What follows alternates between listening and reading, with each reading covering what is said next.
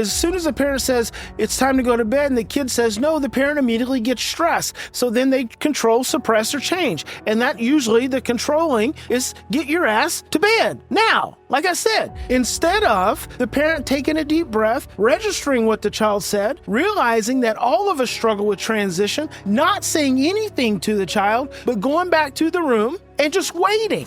So when a child is watching their favorite television show, and it's nighttime, and this is in good case scenarios. Parent comes in with no warning and says, hey, time for bed. You are asking that child whose brain is not fully developed and mature, who doesn't have a full ability to regulate their brain, you're asking them to make an immediate transition. Adults can't even do it. So then when the child doesn't reflect that transition by their behavior, then you immediately say, hey, or if they say no, because that's what we do when we perceive something as a threat until deemed otherwise, we say no, because that's the immediate reaction. An oppositional defiant child is a scared child.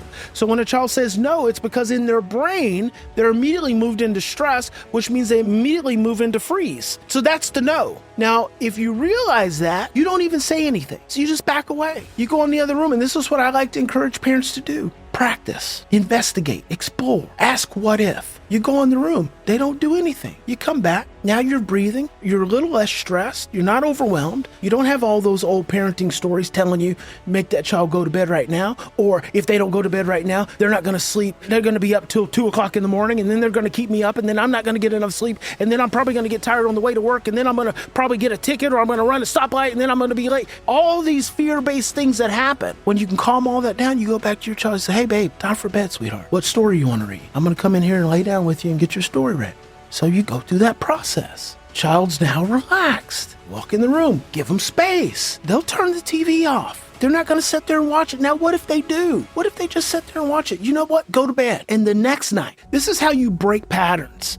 You do something different. The next night, instead of waiting till 9 o'clock to turn the TV off, you say at 8 o'clock, hey honey, last night I noticed that 9 o'clock was really late. And I know it's really late because when I asked you to cut it off, you couldn't cut it off, which tells me I let you watch it too long, which means you were too stressed. And I'm really sorry for putting you in that environment and creating that. And I don't want to be a bad parent. So tonight we're going to turn it off at 8 o'clock.